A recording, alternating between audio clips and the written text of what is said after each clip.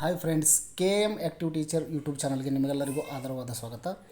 ಇಂದಿನ ಒಂದು ವಿಡಿಯೋದಲ್ಲಿ ನಾವು ನಂಬರ್ಸ್ ಅಂದರೆ ವಚನಗಳು, ಏಕವಚನ ಮತ್ತು ಬಹುವಚನ, ಸಿಂಗುಲರ್ ಹಾಗೂ ಪ್ಲೂರಲ್ ಈ ಒಂದು ವಿಷಯಗಳ ಬಗ್ಗೆ ಅಭ್ಯಾಸವನ್ನು ಮಾಡೋಣ. ಇಂಗ್ಲೀಷ್ನಲ್ಲಿ ಸಿಂಗುಲರ್ ಫಾರ್ಮನ್ನು ಪ್ಲೂರಲ್ ಫಾರ್ಮಲ್ಲಿ ಯಾವ ರೀತಿಯಾಗಿ ಬದಲಾವಣೆಯಾಗುತ್ತದೆ ಎಂಬುದನ್ನು ನೋಡೋಣ. Rule number 1.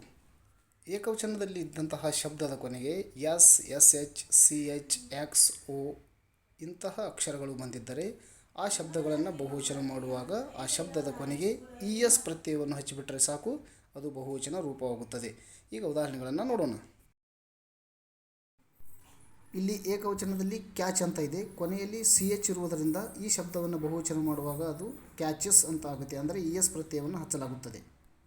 ಅದೇ ರೀತಿಯಾಗಿ match, matches, batch, batches, bus, buses, mango, mangoes, box, boxes, tax, taxes, fox, foxes, bush, bushes ಈ ರೀತಿಯಾಗಿ ಬಹುವಚನಗಳಾಗುತ್ತವೆ. ಈ ನಿಯಮಕ್ಕೆ ಇರುವ ಕೆಲವು ಅಪವಾದಗಳನ್ನು ಇಲ್ಲಿ ನೋಡೋಣ.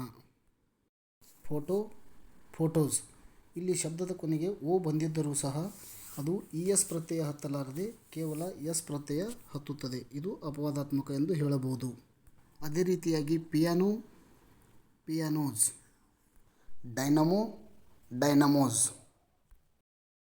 ಫ್ರೆಂಡ್ಸ್, ಈ ವಿಡಿಯೋ ನಿಮಗೆ ಇಷ್ಟ ಆಗಿದರೆ ಲೈಕ್ ಮಾಡಿ, ಶೇರ್ ಮಾಡಿ ಹಾಗೂ ಸಬ್ಸ್ಕ್ರೈಬ್ ಮಾಡಿ.